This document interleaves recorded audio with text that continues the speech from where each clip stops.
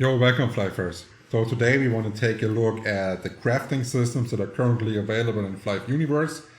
This was actually a suggestion by a subscriber to the channel, which is why we're doing this guide. I sadly couldn't find the comment to give you a shout out, so thank you very much for giving me this idea. And before we start with the video, I noticed that only 20% of my viewers are actually subscribed to the channel. This means 80% are not. So let's make a deal. You watch this video all the way till the end and I'm sure I'll earn your subscription by then. So now let's get right started. The crafting system, like just to give you a little heads up, is currently only focused on crafting or like increasing the value of weapons. So it's not really extended like on any other games, but maybe we see stuff like this in the future. And so you're actually able to get started. The first thing you need is jewels. You can get this by going to Flyff to the jewel manager, press the create jewel button and then insert a weapon here that has any upgrade from +1 to +10 on it.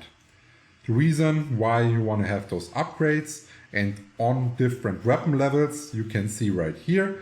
This means if you're upgrading a weapon from level 60 to 70 and you will put it into the slot, you will receive topaz, 75 to 85 will receive ruby, 86 to 100 you'll be able to receive sapphire, 109 to 190 would receive emerald. This is actually the Flyff PC version right here. On Flyff Universe, you do receive them from 109 to 120. The only reason why I did include this right here is because my suggestion would be the first update to Flyff Universe will be adding bloody weapons and bloody sets and giving the weapons like an ultimate upgrade like it is on Flyff PC, and therefore you would need the diamonds for the ulti sockets and getting those weapons to ultimate, for example. So this is why I made this here, that you can maybe consider like bunking 120 weapons on a different character if you want to have a little heads up if they actually introduce this change. Because if you bunk those weapons, you do not lose anything. You can still slay them to NPC at any time afterwards anyways. But if you don't do it and it actually comes to this change, then you're ahead of the curve. Now let's take a look how many jewels do you actually get for different upgrade levels. First, important is to note that you do get different amounts if you're using a normal weapon, like let's say like a blue weapon or a brown weapon. But if you're using a red weapon, like a unique one, like for example a guardian bow that you're upgrading, you are getting about twice the amount. If you're, don't look at the +1 and 4, you're always getting twice the amount of jewels for a unique weapon than a normal weapon.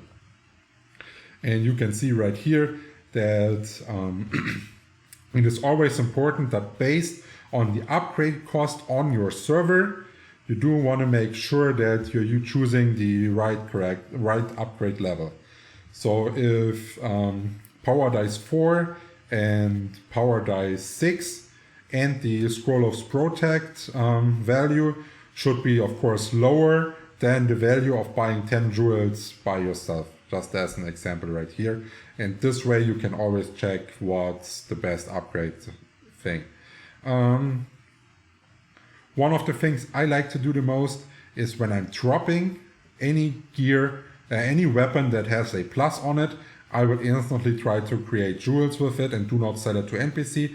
This overall gives you a higher value than selling them to a slightly higher price at the NPC, just as a little heads up there. Now, if you do want to create guardian weapons, you would need to have the topaz. If you want to create a historic weapon, you do need ruby. If you want to create angel weapon, you want to need sapphire. If you want to create legendary golden weapons, you will need emeralds. This again is just a suggestion, and I hope this will come this way and will result in 120 weapons increasing in price drastically. This was just a heads up. Now, what else do you need other than jewels to craft the weapon? You will need shining power dice. And to generate shining power dice, I recommend always going with Power Dice 4 and Power Dice 8, because Power Dice 4 is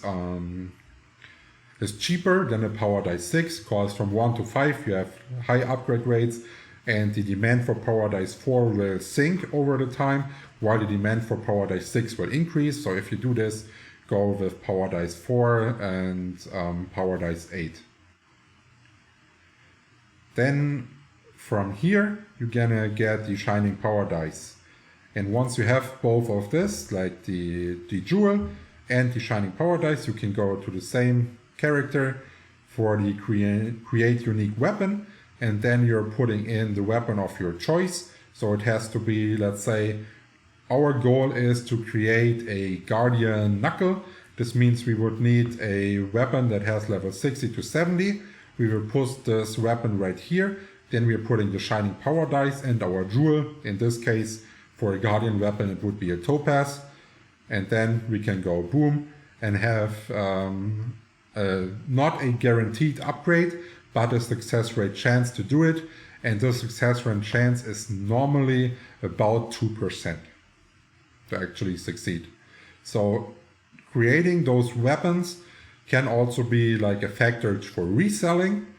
If you just make sure that you calculate all the materials you on average need and compare this to the prices that your weapons are currently selling. Like an example, on many other servers, it is often really good to keep veteran axes to create legendary golden axes and sell them this way.